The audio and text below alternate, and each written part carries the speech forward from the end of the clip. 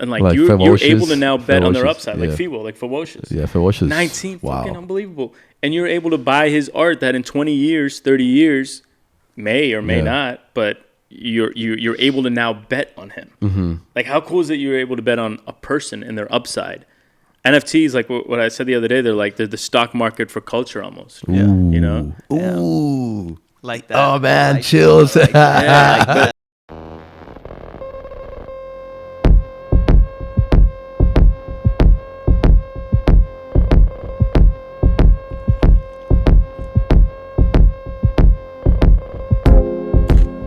Some 1800 reposado. Reposado 1800. Dale. Cheers. Salud. What's up, guys? Welcome to the House of Clay, the #1 podcast on culture, where we talk about Web3, music, art, 3D art, and a bunch of other things about fashion, all the good stuff, man.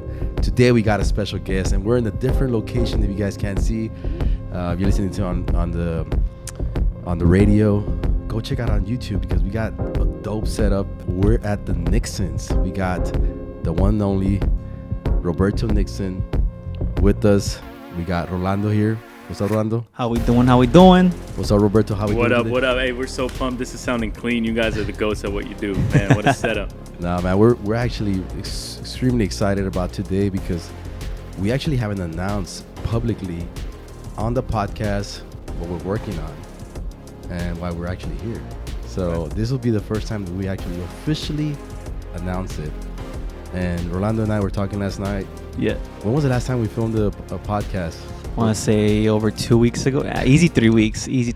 And the reason we actually haven't filmed the podcast is because we've been filming something else. Very exciting. Yeah. You announcing it? We're announcing it, yeah. We're announcing. All right, let's go. Yeah, so I guess before we even announce it, you guys got to stick around to the official announcement. Yeah. But before announcement, I want to touch base on a few things. First of all, Roberto, tell us about the Wild West. What is going on with Web3, man? Bro, Web3 is a shit show. It is a wild west of epic proportions because there's no regulatory bodies that are even. I mean, now they're finally starting to kind of see what's going on and starting to plan some regulation. But right now, there's no regulation. There's been barely any like clarity on laws and the legality of the space. And, you know, we don't even know what's classified as a security, what might be classified as one later on. I mean, you could literally use your influence to pump and dump on your naive followers. I mean, there's crazy shit going on. Luna just happened this week. That was no bueno. Absolutely insane, man. People just losing their life savings overnight. I was one of those. Grifters left and right. It's a scammer's paradise. It's a grifter's playground. That's what I always say. But slowly but surely. But on the other side, what is it on the other side? But on the other side, I think it's truly disruptive technology at its core. The underlying tech is world changing. It's not, we've seen this happen before. I know, kind of like. We've seen it. We've seen it with mobile. That was a wave. We've seen it obviously with Web 1. That was an incredible wave. And now we're riding another incredible wave, another unbelievable, tidal wave of momentum where we're seeing a new paradigm of the internet. We're seeing this incredible shift. And so at the core of that is the blockchain, which I think is more momentous and more important than the mobile revolution because it's almost a replacement for the internet. And what it allows and what it unlocks is, as I said, it's truly disruptive. It's world changing. And so really, really excited at the core of it. And just like anything else, man, anything else is corrupted. It's taken over by bad actors trying to figure out how to scam people. So it's not like it's unique to Web3, but because of the financial implications, it's pretty insane. It's one of the craziest Wild West I've ever seen.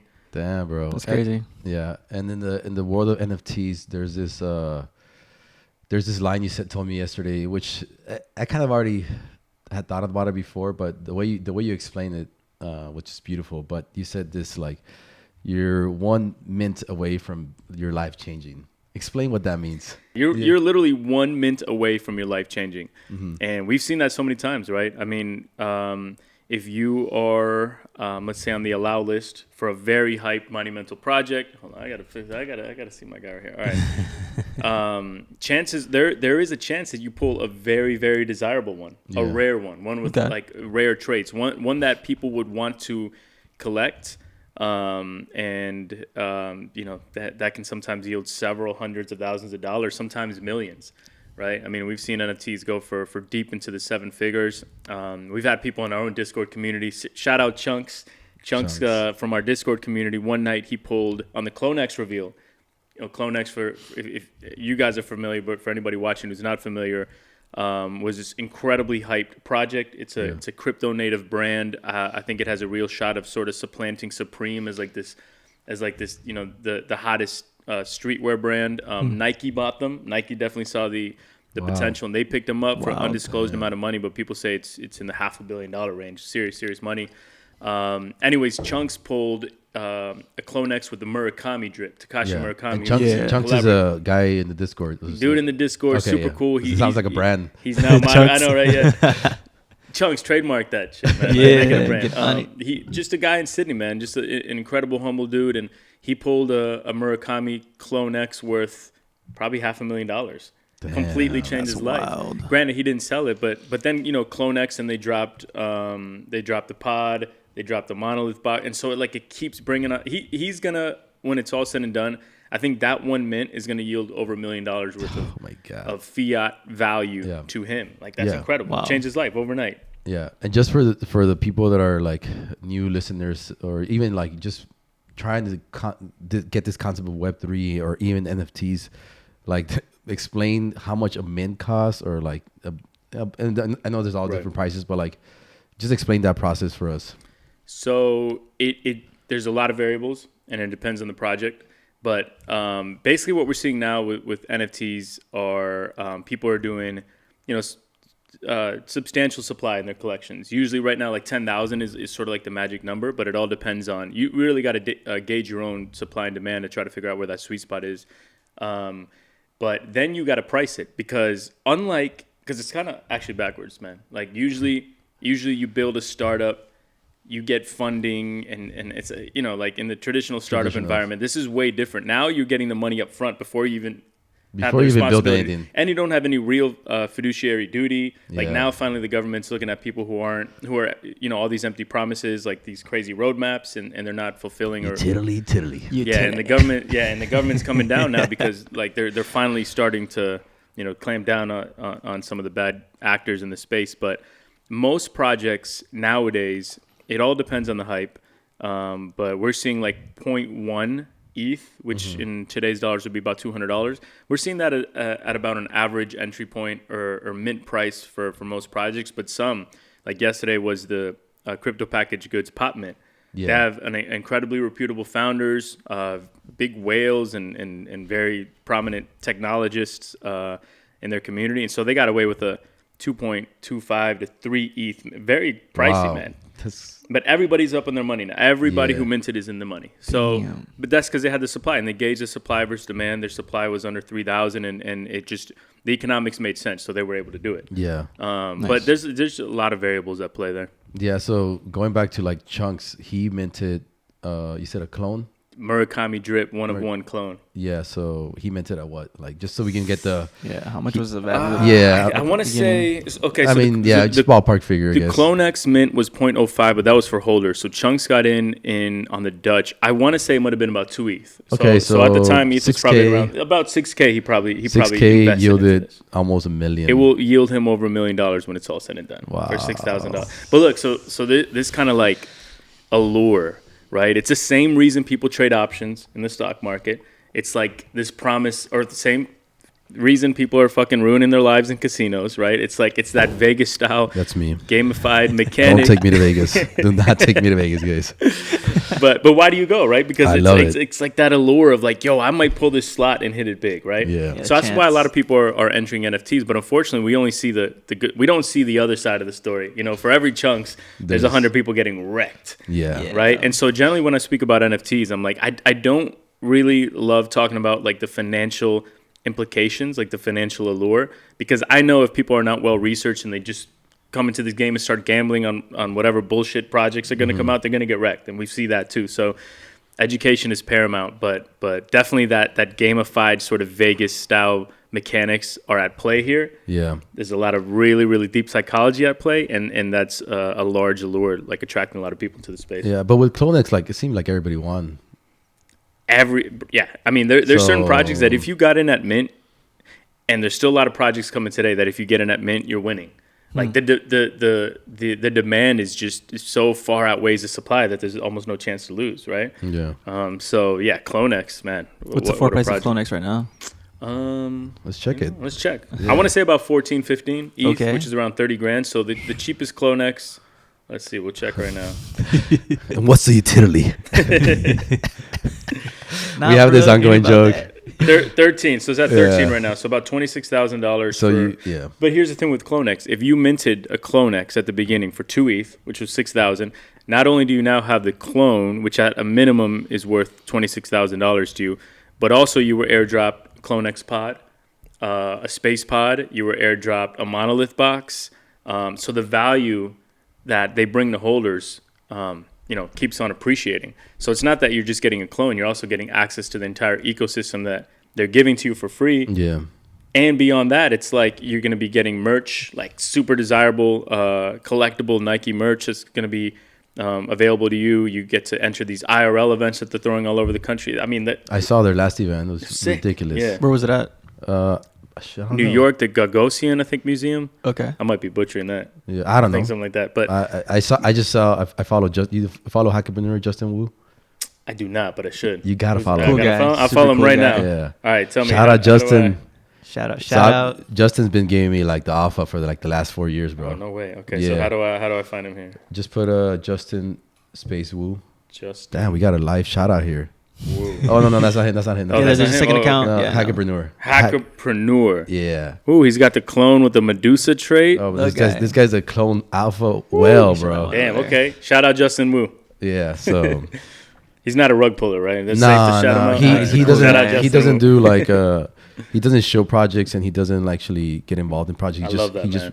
he just buys. Oh, then definitely shout out Justin Wu. I'm always worried about because now like you represent this massive community and like I have to be careful about where I put my stamp of approval. No, Because if somebody amen. loses money, then it's like, fuck, Roberto followed him. I thought he, like. Yeah, so I Roberto gotta be careful retweeted about him that or shit. shouted him Yeah. out on House of Clay. Yeah. Speaking of the community that you like lead, can you tell us a little bit about what you're about, what you got going on? Yeah, I don't think we did an intro at the beginning. No, we so haven't. No let's worries, talk a man. little about So- who Roberto Nixon is. So that's the Metaverse MV3 community I'm talking Okay. about. Metaverse is the media arm, MV3's NFT project that we hope to build into like the next great franchise, birth from an NFT collection. And, we actually think that's just the way that storytelling is going to go. And building IP in the future is going to start as an NFT collection. I think it makes a lot of sense. So I think we're pioneering a model that, the next generation of storytellers will be able to follow. But the Metaverse community, what it is, right? About in September of last year, really it was like August where I started ideating and conceptualizing it. But I realized there was a whole, like I said, this is a scammer's paradise. This shit is ran by bad actors, basically, right? And I noticed like all the big sort of influential voices on Instagram in particular were like influencers just shilling bullshit projects to their followers. Yeah. I'm not going to name them by names, but it's very easy to Well, find like them. the NFT account that was owned by Mark Cuban. At NFT account and other pages that some of them still exist today. NFT was nuked, thankfully, because they were doing crazy harm to the community, Damn. Financially and reputationally. And they had millions of followers as well. Bro, they right? had like 1.5, something like that. Wow. Granted, probably half of them were like botted or whatever. They were like doing some whatever. But not even just the pages, the influencers. the actual influencers. Like Jake Paul was shilling projects. Everybody just shilling Floyd bullshit Mayweather. left and right, and it left such a bad taste in the mainstream's mouth towards where, still today, the mainstream sentiment towards NFTs and Web3 in general is very negative. Yeah. Like people are just like, oh, it's Shill City, it's a scam, and I can't really blame them because everybody's intro and entrance into the space was generally on the backs of the advice of one of these grifters, and they got in and they basically just transferred money from their wallet to them, like on empty promises, not right? cool. And so, Yeah. but I realized there was a hole in the market. Like there needs to be a trusted, sort of prominent, very influential voice that just tells it how it is, that discloses everything, that not only talks about the good of Web3 but also the bad. Yeah. And that really resonated with people, man. Like onboarding the mainstream to Web3 responsibly really, really resonated, and we've built a trust amongst our community. And now it's like we were talking about, like, we know how delicate brand is. You can never breach that trust. Exactly. Although in this space especially, once you breach that trust, it's very, very hard to rebuild. And in life generally, but in this space, forget about it. It's like almost like you don't have a second chance almost. So yeah, that sort of segues back to what I was talking about, where I got to be very careful when putting a stamp of approval. I don't want to. Yeah, no, it's super important, and it's because it's not even because like you're actually trying to protect people. At the end of the day, it's not even about you or exactly. Like even on a personal level. Like I have some friends that have hit me up to like help them promote projects, and I'm like, I can't, man. I'm sorry. I love you. You're my homie, but I just can't because I don't know exactly what you're doing, and I don't know who's involved in your project, and I actually don't have the time energy to be doing the research fully on your project at this moment. But when the time comes, I'll look at it, and if it's something that I feel I can get behind, then I'll I'll do it. I'll literally do it for free. You know, so yeah. So I mean that's honorable of you, but I'll also say, like, if you wanted to talk about that project, I think you're more than welcome to, as long as you give the proper disclosures. Yeah. Like, hey, this is the project, Harry Hippo Club. I got to say, I haven't really done my research.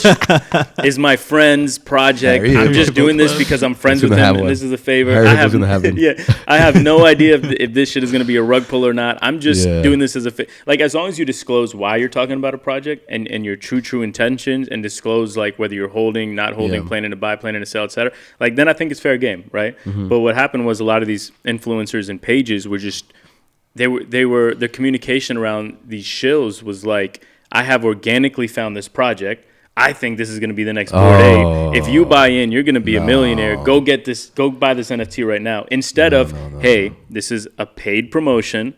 I'm going to talk about this project, but I want to highlight this is a paid promote. This is an advertisement. Then it's fair game, right? Then whatever. But as long as you're giving the proper disclosures, I mean, that's all anybody really asks, like in the community, you know. So, wow, Rolly, you got anything? Yeah, no. Back to that, I do see that a lot, especially when people talk about like coins. At the very beginning, usually they say, no, this is not financial advice, because you got to save your ass, you know, because you never know what you are putting yourself like in front of. So, But even beyond that, not financial advice. And the reason I'm talking about it, like, it's either like, I have come across this, I've done my own research, like just be upfront about why you're shilling something. Yeah. You know, nobody's ever going to have an 100%, accurate track record when shilling projects, but people should have that 100% track record with disclosures. Yeah. Like, there's no reason why you shouldn't disclose. Otherwise, that's shady, you know? Yeah, it makes you, I mean... Yeah, and your reputation is going to take a hit. Have you ever, like, promoted a project or helped promote a project that ended up being, like, some form of a scam? Like, never promoted a project that ended up being a scam. That we're really careful, because we really do like thoroughly vet this stuff. We have promoted projects that now the floor price is under the mint price. Got it. You know, and we take, like I said, like full accountability. But the good thing is, when we promote these projects, we explain why, and we clearly say, you know, we're not God. We can't tell the future. We don't know. We trust they've done everything right. Their approach has been great. Like, Antonym is one, right? Yeah. Antonym's I still kind of, that team is a great team, and the founder Am is very bright. He's thoughtful. He's a good person. He's working really hard, and it's a long-term game plan. But that project, I think, minted at 1.8. I want to say the floor is at like 1.6. So to me, that's an L. But we always say, too, the projects we're promoting, it's a long-term play. So let's see how it pans out. Yeah. Like, Antonym is an example of that. But I think really that's our only one right now of the projects we've publicly put our stamp of approval on that is underneath the mint price. Wow. Yeah. I mean, that still speaks volumes, because the majority, like, for example, there was this time where I think when the NFT got nuked, I think there was like, out of like 30, 40 projects, like only one or two had success. Wow. It was terrible, man. It was terrible. And people in our community would actually compile spreadsheets of all the bullshit that they've promoted, and we had all the information. It was like devastating. Yeah. People were just getting wiped out. Their finances just wiped out left and right. And granted, it's like it's also the buyer's response. Like, never buy anything blindly because some fucking page on Instagram tells you to buy it, of course. So it's like the shared responsibility. But nah, man, it was irresponsible at the very, very minimum. That's like a very nice way to put it. What are some other things that people need to worry about, like be wary of? I mean, I know it's like you said it yesterday, like, you know, at least put in 100 hours of research before you even purchase anything or try to invest in anything. But like, what are some things to like really be careful? I know, you know, because of the technology, you need a MetaMask or you need a crypto wallet.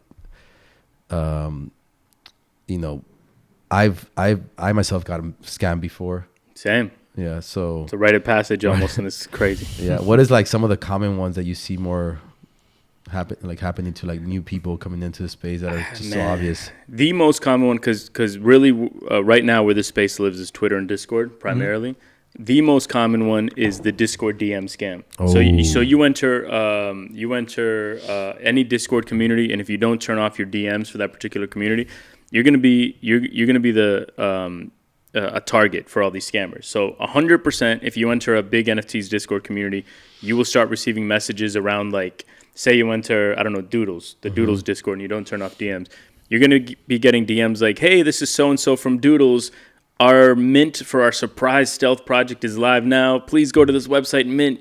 Already 2,000 of 2,500 have been minted. You have 10, like, you know, it's like it'll trick you into clicking on a website or clicking on a link that will make you sign in with your MetaMask or crypto wallet. It'll be malicious and it'll wipe you clean overnight. And this would be like a website that looks identical to It's identical. They'll do it pixel perfection. They'll completely replicate these sites, and they're sophisticated, bro. They're convincing. It's like in their brand voice. It's their visuals. Sometimes it'll be the PFP in the name of one of the mods, and it's the whole thing is just very.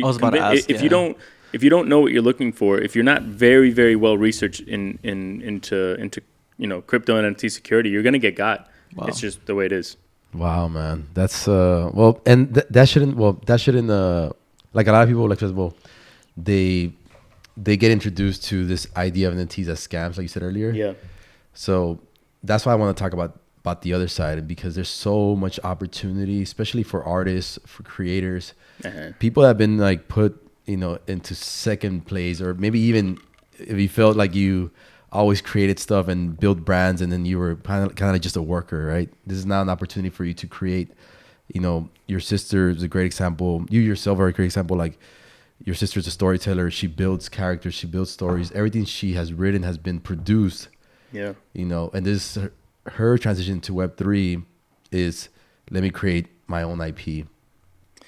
Yeah, I mean, you know, like from my sister's standpoint, she's a completely brilliant writer. You know, she's created some timeless characters that are household names now. Mm-hmm. And her frustration is like, and obviously too, it's business, it's fair game. She goes and joins Apple. Apple will say, hey, you don't have any ownership. You're just, you know, work for hire here.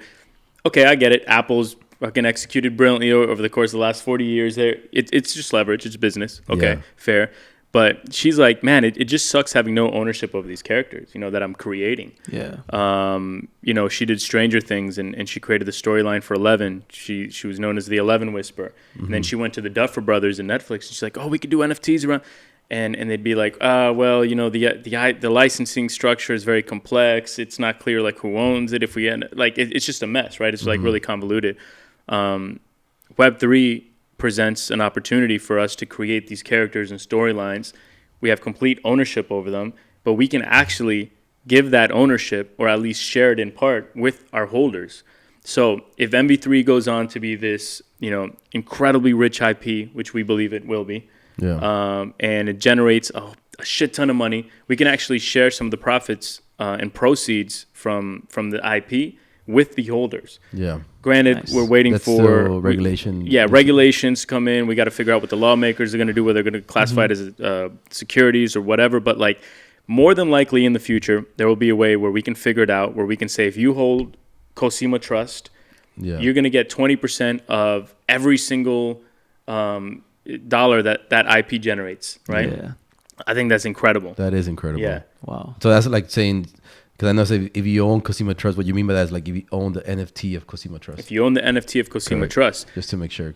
But Grant, there's a couple ways to think about it. One, it operates under the collectability framework, right? Art collectability. So like if I own a old Spider-Man comic or whatever, that's worth a lot of value, but it operates under a different framework. That's the collector's mindset, which is history, it's provenance, it's cultural relevance, it's nostalgia, it's like personal connection. It's a whole bunch of things going on. Like that's why these are desirable, right? It's the aura that we talked about in art theory. There's a lot of reasons why a collectible is worth money, but this technology actually enables it to go even beyond that. Now that collectible is also an access token. Ooh. Not only do all the other things from a collector's mindset and collector psychology apply, but now you actually have access to digital activations, IRL events. You have access to like future collections. If we build digital platforms under this umbrella, you're going to have first access. If we create a DAO, you have the largest token allocation of that DAO automatically assigned to you because you own a particular NFT. If we generate a ton of money from a movie or a TV show or whatever, like you're going to get part of those royalties, part of that percentage. Like it goes way beyond, man. Wow. It's like just this new asset class that's never existed, and that's why it's so exciting. Damn, man. So tell us a little bit about MV3, like leading into that, because you mentioned Cosima. They're probably like, yeah, like what is this? Maybe like an overview of the story. Or MV3 is such a fucking incredible story. It's unbelievable, man. It's actually beautiful. Like when I like really get into the story and have these conversations with my sister J Mays and Tori and Tomas, who are like helping put all this to life, like it's beautiful, man. Like sometimes I want to like, I cannot wait for it to become what it's going to become, because it's perfect IP that can be translated into television, feature films, theme parks, merch, whatever it is. But basically, MV3 is a story that takes place in 2081. Okay. The general premise is that AI, artificial intelligence, has now become so sophisticated that they've really become sentient, right? They've developed a soul. They've developed creativity. They've really almost become like humans, right, in a sense. Superhumans in that case. Exactly. And so there's Eli Truss, who's like the head, I would say the lead antagonist. He's like the Elon Musk / Donald Trump / Steve Jobs, this crazy megalomaniac, narcissist, brilliant engineer. Cool looking guy. Very cool looking guy. What does he look like? So we were saying Benicio del Toro could play a badass Eli Truss. Yeah, my wife would love it, bro. My wife would love it. If we can get Benicio, or we can get like maybe John Hamm, just like that kind of thing, like just this larger than life figure, right? Like I said, think about like Trump mixed with Jobs mixed with Elon mixed with Obama, just so people don't think it's political. I'm just using Trump. Anyway, just this larger than life figure. And in 2081, the technologists are actually now more powerful than the politicians. Like Eli Truss, for all intents and purposes, is the most powerful person in the world. Wow. And the Truss Corporation is the one that have created the AI. And there's the AX faction and there's the RQ line. RQ is more industrial, it's more commercial. There's like these big disfigured robots that AI that do the heavy lifting. AX are like the consumer product, the ones that like, Roland, you're gonna buy an AX in 40 years and they're gonna, clean your house and run your errands and run to the store for you and like all that stuff, right? What's happened in 2081 is that they've developed consciousness, and now there's this big sort of war looming, right? It's not a war, but it's like this contentious energy in the air where the robots are like fighting for their freedoms. They want freedom. And they want to have they want to be equal. Exactly. Okay. So what does that remind you of? Like like civil rights movements and so many other instances in history. Yeah. So basically the AI have developed consciousness, right? So now there's this struggle where they're fighting for their freedom, and then there's the humans have now split into two factions: empaths and the elites. The elites believe their battle slogan is "We created you." Like, basically, you're our slaves. Yeah. Like, I don't care that you've developed consciousness and you become, like, human for all intents and purposes. Like, we created you. We own you. You're our slaves, basically. You do as we say. And then the empaths, they're like, no, this is their planet, too. We created them. I think they're almost like, sure, we're like almost like their God. It's like Genesis. We've created this species. But now they've developed, they've become sentient, they've developed consciousness, like this is their planet too. Wow. And so MV3 tells a story of this struggle that eventually leads to a great war. and there's so many other themes underlying within the story that are the characters are so loving, their relationships with one another, their personalities are incredibly unique, and there's a ton of other underlying themes. But this story is going to be told in an interactive way over the next year, maybe two. At least the next several months. So I don't want to say a lot more. Yeah, Chapter 1 will be coming out soon. We'll do a follow-up. We'll do a follow-up It's a great story, man. Mint. It really is. I cannot wait to see it come to life. Yeah, so there's two questions. One is, how many core characters? That's the first one. So how many core characters are there? So by core characters, we're classifying them as those that are written into the script. Because there's an actual script, that's going to be shopped to studios, and we're already in the talks with incredible directors, actresses. We'll see where it all goes. But the characters that are in the script, we're referring to as the core characters. There is between 30 and 40. We haven't finalized the exact number yet, as the story is currently progressing and evolving. But those, I think, will be obviously the rarest, so-called rarest in the collection, and those will have special access granted to them, beyond the collectability framework that we talked about. We're not announcing anything, obviously, but like if you own a core character, you're going to have access available to you, benefits, perks, etc., that are not available to the rest of the collection as well. And it's only going to be one of these characters? One each of these characters in the future. Again, no promises because we're waiting on. So it's one out of 9,999. Yes. Because there's 9,999. Yeah, exactly, NFTs. Okay. exactly. So the chances are. So what's 40 divided by 9,999? Let's see. So you got a 0.004% chance of minting. Dude, I'll core take my character. chances, man. And if you buy two, then it's like double that. Yeah, you don't exactly. Yeah. So, but like I said, in the future, we are determined to find a way to share revenue, right? Like the profits of this IP with the core with all holders, but core character owners will always have a higher allocation, if that makes sense, and like special utility. But we just can't announce it yet because, as I said, we're waiting on some. Are these going to be classified as securities? Are they not? And then we can adapt to whatever the government and regulators decide. Yeah. And then the follow-up question to that is, somebody listening to right now wants to buy an NFT. It could be maybe their first mint. Maybe there's something that maybe they're collectors already. Maybe they've already been in the NFT space. When can they officially mint? When is that public auction happening? So public auction will likely be the week after NFT NYC, which is the week of June 28th. So probably at the end of June. Like at the end of June, the public sale will happen. Right now, the private sale is available, but that's only available to those with roles in the Discord. These are community members who've, in a lot of instances, have been with us since the beginning before a project was announced. They're our earliest supporters, earliest believers, and so they get to mint at a highly, highly reduced rate, and they get to mint now. Wow. So there's benefits of being early in the community. Community first, man. Everything is like, how do we reward the most contributing members of our community? And that's the magic of Web3 too. You get rewarded for your direct participation, and I mean just being able to directly participate in the upside of IP, I think is magic, man. Wow. And you'll be able to but there is going to be an allocated amount of NFTs that are for the public. Yeah, around half of the supply. So it's going to be around so there's 5,000. A good chance of that number could come down a little bit because we may even reward our community and our mods and our holders even more. But probably around almost 5,000. Yeah, we won't hold you to that number, by the way. I know it's it's ever evolving. I don't want people to come back like, hey, he said it on House of Clay that there was going to be 5,000 and there's only 4,600. I know the community can be savage, man. What were we talking about last night, Roland? Like that video you showed me, like of when we were talking about utility. Oh yeah. It was a cut from episode 3, I believe. Yeah. Or 4. Jeff was like, I hate when people ask about the utility. Like, but it sounded so funny. Is that it's okay to ask, but like sometimes they ask you, like it's almost like putting you down. You're talking about your project and you're like, what's the utility? What is that? Like trying to choke you. I'm like, bro, like what if there's no utility? Which is perfectly fine. Yeah, too, it's perfectly fine. There's a debate right now. Do artists, if you're just collecting art, are they required to provide utility?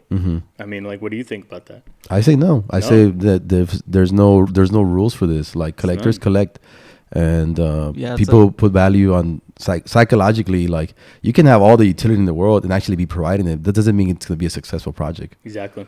No, it's well said, man. You I mean, know? people collect for different reasons, right? Yeah. Some because they truly love the art. Maybe it reminds them of a childhood moment and they're just nostalgic about it. They want to support that artist financially.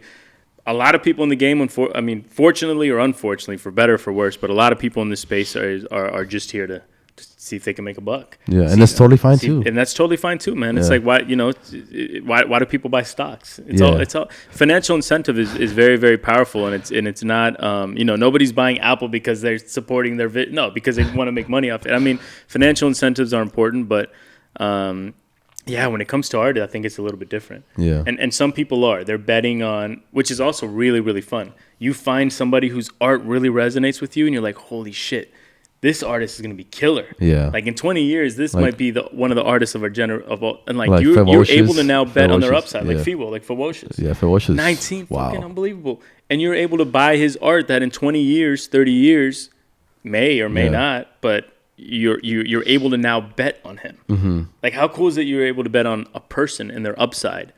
NFTs, like what I said the other day, they're the stock market for culture almost. Yeah. You know? Ooh. Like that. Oh man, Like chills. that. Yeah, but think about it now. Like, Roland comes out with an Damn, NFT dude, that goes collection. hard. He comes out with which have you? About to. Okay, you Yeah. should. So like you say I don't know, your Genesis photography collection, right? Maybe that's 3 pieces, maybe that's 10, maybe you decide the supply. You got to weigh your collectors, all this, right? But Yeah. say like that's dope. I can buy basically his rookie card. Yeah. And then Roland goes off to do fucking incredible things in the space. In 20 years, he's a director of cinematic masterpieces. And Yeah. I'm like, I got his rookie card. Yeah. Like, that's dope. Like, how cool Exactly. is that you get to invest in people directly now? That's the most that for me. That's been the biggest. I guess the one reason, not the one reason, because there's more than just that, but like, I just love the space because of that. Because I can support other artists, Yeah. but other people can support me. Exactly. You know, and I see it like this. I'm 20 years into creating, and every time I've worked on a project, it's always been like somebody calls me like, "Hey, can you do this for me so I can build this?" And because of like obviously like you're an artist, you're like, well, I gotta feed the family. This makes sense for me, you know. And you take the project, but then you go from one project to another. Not 10 years in, 12 years in, 15 years in, you're like, bro, I've been helping everybody build their, whatever it is that they, Right. which is fine. It's the way it worked, but there's a paradigm shift and this ability to be able to, you be the creator. If you have the idea, you have the concept, and have people support your community, support you in that, dude, that's amazing for artists, man. Yeah. It's epic, bro. Creative sovereignty, man. Mm-hmm. You truly, you own it too now. Now you own user-controlled data, man. That's like one of the magic benefits of Web3. It's like no longer are you being harvested by these Web2 companies, which, by the way, you're completely hostage to their algorithm. Like, you got to play by their rules. Man, I can talk about, like, so many artists. You've probably seen it. They get on these platforms, they start putting out their art, and then because of the algorithm, they start changing to please the algorithm. Yeah, I was one of them. And like you leave like your true artistry, like what you really want to create, just because you're hostage to these algorithms. Like, it's fucking insane. Yeah. You know? Well, one of the things that me and Roland decided, like when we started doing videos, is like we love the whole 1 minute like TikTok like informational videos, but we wanted to do it our own way. We're like, we're not gonna sacrifice our style because like we want to be trending or we want to be posting 3-4 times a day. Like, Not happening. And I mean, so far it's played out right. Yeah. But yeah, I wholeheartedly agree with you, man. It does change you. And it is tough though, right? It's Because tough, you 'cause- do it and you do it the right way, but then you see these, somebody else do it and they come up with just like this fucking video of them on their iPhone saying some bullshit, and it's like quick and it's like beneficial for the algorithm because they're cutting in and out and watch to the end of this video. You don't want it, like all this, all these Yeah. bullshit little like sort of like hype mechanics. And Which it's is like, cool. it's like, I respect that too. But I respect that too. It's all man. in art, right? Yeah, Like, it's ultimately, everything's an art, but art yeah, form. but like it does. I've seen it. The beauty about this now, you can do it on your own at your own pace. Yep. If people really believe on you, like for example, Ferocious launched like 2 months ago. Yeah. And his project is obviously not gonna be like, it's not like where you get the benefits the day you buy it. It's like it's an ongoing collection. Yeah. So he's And also, in the, because disclosures are important, we help them with their community, and we're entitled to a small percentage of their. So when I talk about MP3 or Metaverse. So when I talk about Ferocious, I do want to like make that up front. I do have financial upside in his upside, so I just want to disclose that. All right, while cool. we're on the podcast. Fair. I still love his fucking work, man. I love it. Well, that's the reason we joined. It wasn't because like, yo, can we make money here? It was like, holy shit, this is Fiwo. It's dope. Like Fiwo. Bro, people see I like Fiwo's personality. I like Fiwo versus Ferocious now. The way you say it. 19 years old, and it's one of the most infectious personalities I've ever seen in my life, man. You guys probably see it. Like, I'm like, this kid is brilliant. Yeah. You know, and he's going. So when that opportunity came about, I was like, and we were like trying to weigh the benefits, and I'm like, I don't care about any of that. Like, I'm in it for the artistry. Yeah. This is Ferocious. Like, in 20 years, he's gonna be a household name, I believe. You know? Amen. The other one that I believe, and I don't have any upside on this. Just so I don't have, actually, I don't even have one of these in my wallet yet. But Wahid, I showed you some of his artwork. Wahid, he's a kid from Smiles. Shout out. Yeah, talented as shit. Talented. So talented. Yeah, he actually came from Afghanistan only 3.5 years ago. He had not listened to one hip hop song, had not seen any like NBA, had been like closed off from the world, man. So when you see his collection, it's like a representation of his, like, him just being like, okay, now we're gonna put you in America, and you get to see TV every day, and you get to listen to Spotify and like discover new rappers. He was like listening to Tupac for the first time, you know, at the age of 16.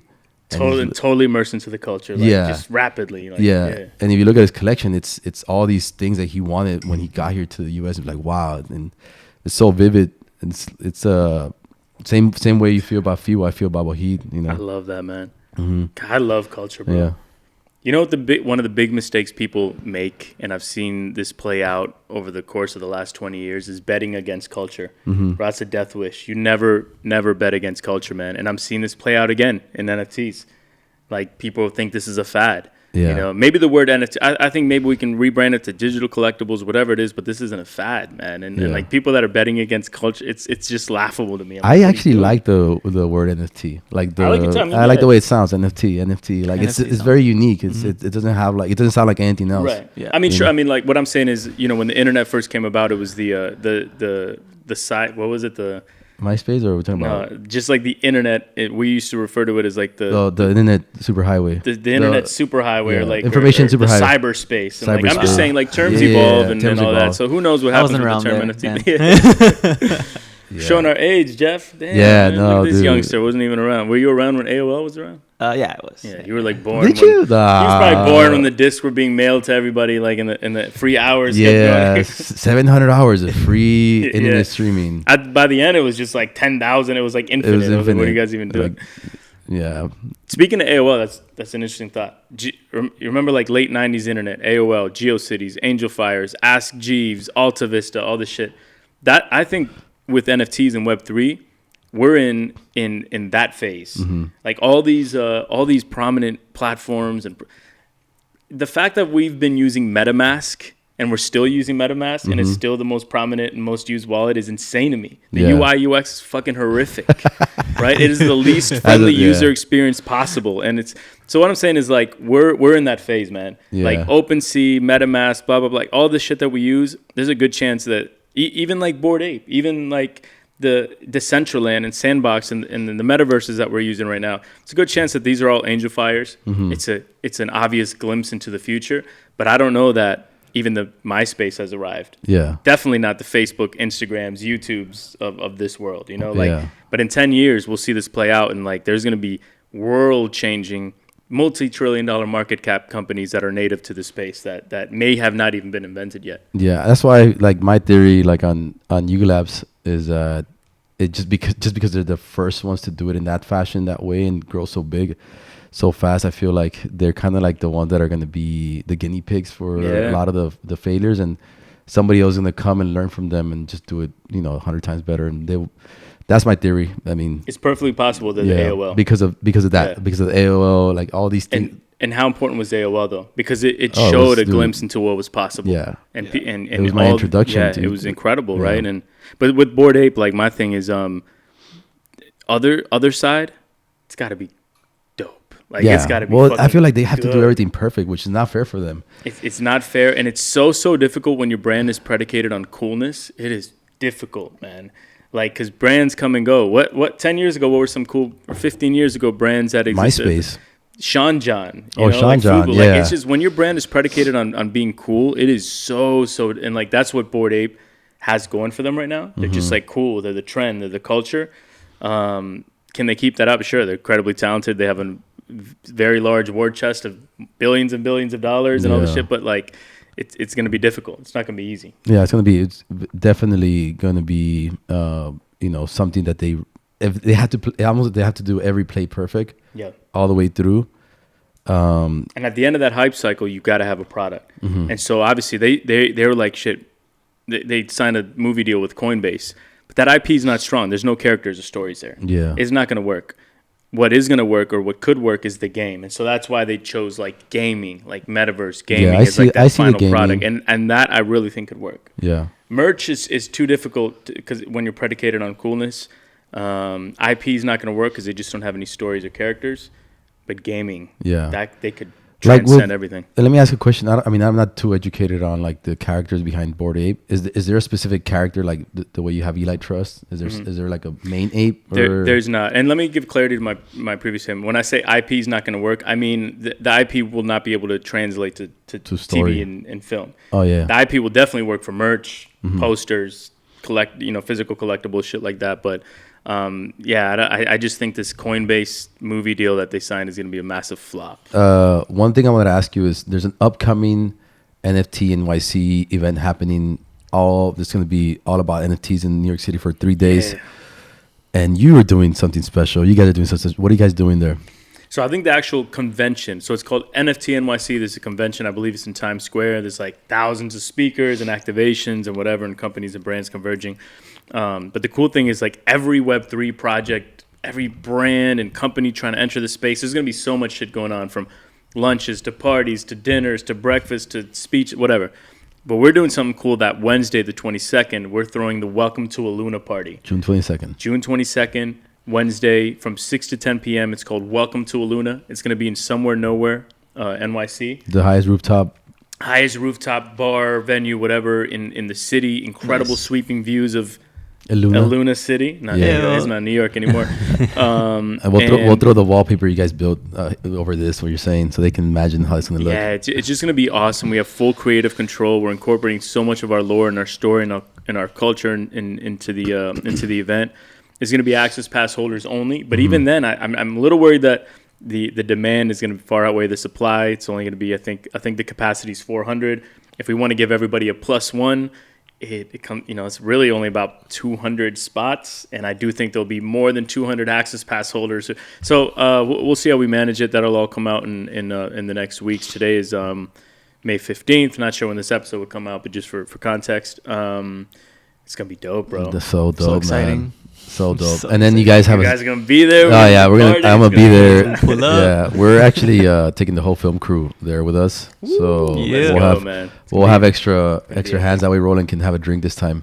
Hey, maybe. Yeah. We'll see how it goes. You gotta take some time off the camera, bro. Yeah. Just enjoy. Last at the Suki party, he was focused on filming, and I was like, dude, we gotta bring the whole crew that way you can chill a little bit once in a while. Morphotones will probably perform, which is a band within the MV3 universe. Trust Issues out now. It's the chart-topping single of 2081. Hey, go check that out on YouTube right now on the Metaverse YouTube. It's called Trust Issues by Morphotones. It's badass, man. Badass.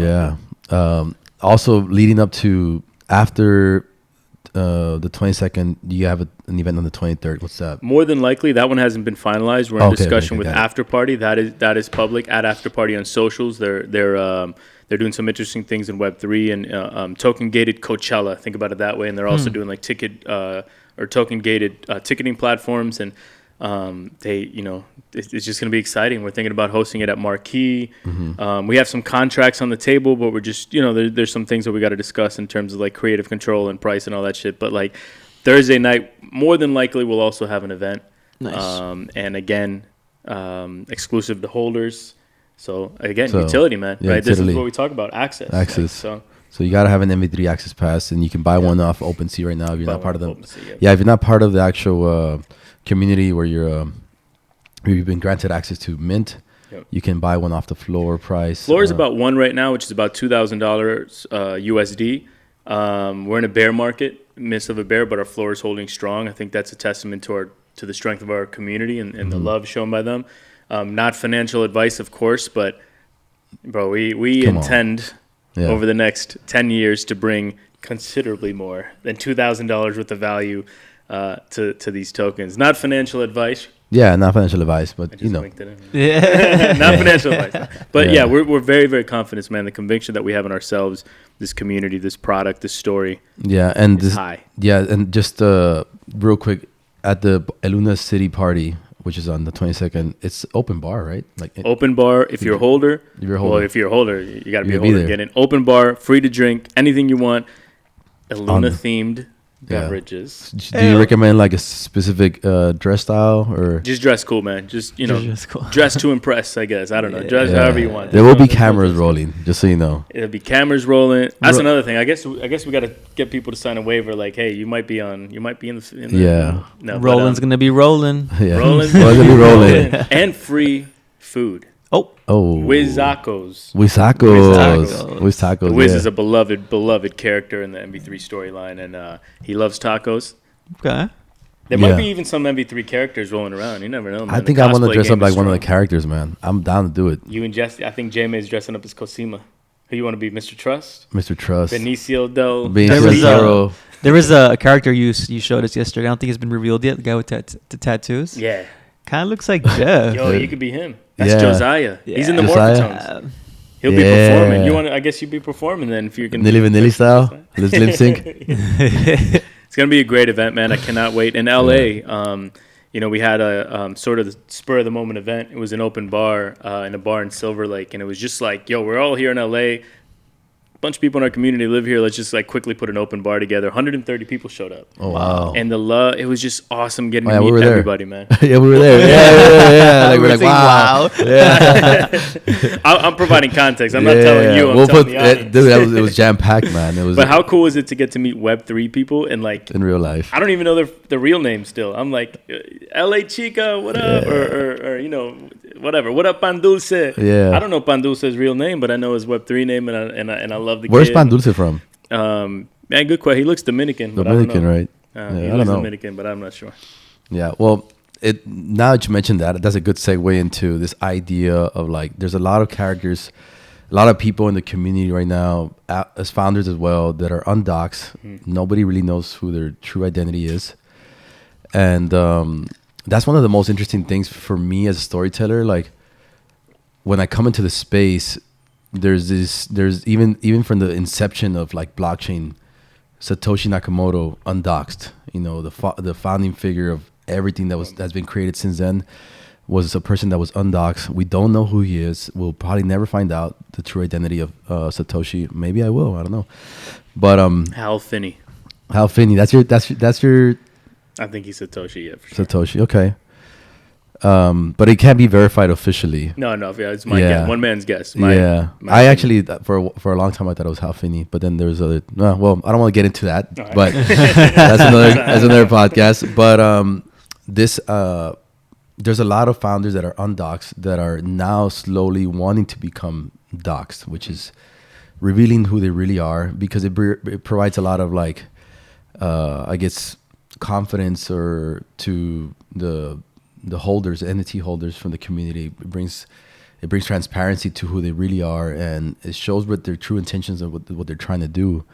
And you were part of the few projects that are fully doxed, and to a certain extent, because I've known you from the past, known you for about 6 years now, but a lot of people still don't know really who you really are. Like they just know Roberto, and the little Azuki PFP, which is now an MV3 PFP. That's my forever PFP MV3. Yeah. And so me and Roland, we were walking down the street one day in LA after shooting with you at the Suki party. We shot, we had all these conversations with different founders from the Web3 space, different people in the Web3 space, all these, like you said, all these usernames.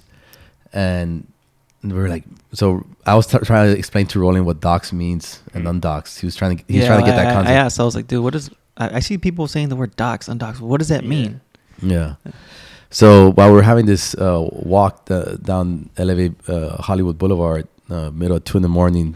after we had been shooting all day, I was like, it dawned on me. It was like, oh man, this is the stories we got to tell. Like the stories of of the actual founders, but actually providing a platform for founders to dox themselves in a good way, like where we can really see who they truly are. Like you invited us into your house, we've been you've been completely transparent with your workflow, how you're communicating with your team.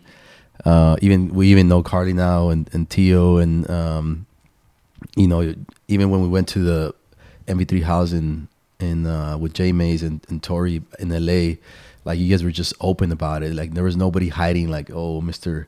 so secretive over there, like doing scammy stuff in the back or anything like that. It was all open. And I think those are for me, like that's one of the most I guess interesting things in the space. And anyways, gets me to our announcement today. Ooh. Yeah, because we haven't announced it. Boom, boom, boom, Yeah. boom, boom. And so we came up with this concept of Doxed, this show idea, and you were the first person we called. I was like, bro, I gotta tell you about this. And this is about a month ago. Wow. And you were like, Jeff, let's do it. I saw it instantly, man. Yeah. The vision clicked instantly. Yeah. And you believed in the idea, and since then we've been working on this first season of Doxed. We got an episode 1 announced or come in? Or Yeah, so we have an episode 1 fully shot, still not fully edited, but it's getting there, getting really close. And it's looking incredible. Yeah. Yeah, you saw it? I Did saw the you see teaser. something? You Holy saw something? shit. He saw a teaser. He saw only the teaser. Nah. Yeah. Netflix, here we come. Yeah. I said we build our own Netflix, Right, man. yeah. Docs.tv, DXXD.tv. Ooh, Yeah. it's public now. Yeah. Okay, So- okay, announcing. So yeah, guys. So our announcement is that we are coming up with a new show. It's coming out pretty soon. By the time you're watching this, it might be like a week away before the first episode drops. You gonna put the logo right here? Yeah. We might put a teaser at the end of this Metaverse video. presents Doxed Yeah. with Digital Jeff Yeah. and Roland. Yeah. Yeah, bro's rolling on the building. Man, no, Well, Wait yeah. a minute. Yeah. No, well, he's still the student. Yeah. All right? And he's still the student, and that's Yeah. still the mentor. Yeah. I love Well, it's mostly like, yeah, you get it. But yeah, Docs with Digital Jeff. That's the official title. It's actually Docs, but like this first season is with Digital Jeff. I'm the one coming to people's territory. They're inviting me over. The first episode, same thing. I spent 4 days with them, with the whole crew. It's gonna be a fucking great And, episode, man. Those yeah. guys are builders. Yeah, and I saw how they're building. Pretty impressed. Did we announce our name? Not yet, right? We haven't announced officially the name, but they actually put it out, so it's safe to. We can say it on our. If they said it on their platform, we have rights to say it on our platform. Yeah. So episode 1 is going to be with Meta Relics, Jeff Coe and Mark Brazil. What'd you think, Roland? Like overall, like what is Something's brewing. We got something brewing. They got something brewing. Yeah. Can't wait to share. Don't want to say too much. They're accomplished, man. Mm-hmm. Jeff is a highly accomplished, highly sought after, and I might even use the word famous artist. Yeah. You know? He's one of Instagram's Culture. kind of finest, man. He's a leader of culture. He's a communicator, an evangelist of culture through his art. And Mark is an operator. They've already built companies. They built Iconic. They've sold art. Gary V and Scooter Braun have led investments into their company, and they're now more than likely attached into this. I mean, like, very, very. I'm bullish on those guys, man. They're just builders. They're passionate. They're dedicated. What do you think? No, and this is, I think, for the first time you get to really see a side of Jeff Coe, and on this episode specifically, you'll see the side of Jeff Coe that people probably don't know about him. You think you guys got him to open up a little bit? Oh, yeah, definitely, 100%. Yeah, he opened up, Damn. and he even said it like he said it himself, like I've never actually really opened up this much before. Yeah. But he's like, it's good for me to start doing this now. Like, See, because there's a bit of, he's shrouded in mystique. Jeff Coe. Jeff Coe, yeah. You know, who is this guy? For a long time, I didn't even know how he looked. Who's the man behind the art? Damn. So we get a glimpse of it on Doxed. Yep. Episode 1. We go deep. Yeah. We go deep in. Yeah, it was awesome Yeah. just being in the space because we had known about Iconic obviously Yeah. for years. And I believe last year we just had the conversation about who are these guys, you know, just looking up to the brand because we do branding and we're in that world. And it was amazing just getting in there and seeing it from a different perspective and seeing how they built something over time. It was awesome. Oh, I can't wait, man. Yeah. That's it. I really believe so highly in this miniseries. Like your guys' creative vision is unbelievable. Thank you. I man. can't wait for the world of Web3 No to pressure. see it. No And pressure. I truly believe like this is going to be sort of the flagship miniseries of Web3. Oh yeah. I bet you every network is trying to capitalize on the tidal wave that we talked about it earlier, but they're not going to do it like this. Yeah. Like this is raw. This is behind the scenes of the next generation of brands and IP and platforms and protocols that are being built. And why don't we do a little? Who are we going to manifest? Like who would be your grail sort of, you know, guests, or what would you call it? I guess like I would individuals love cover. to, like, because there's this. So let me, before I answer that question, let me say something. So there's this version of people that are doxed, where they show you who they are in their own way. Like if you go to my Instagram page, it's a highlight reel of things that I'm doing. Yeah. Right. But nobody's ever come into my house and like seen the way I really operate. Right. So for me, like there's two definitions for docs. One is, you know, revealing your identity.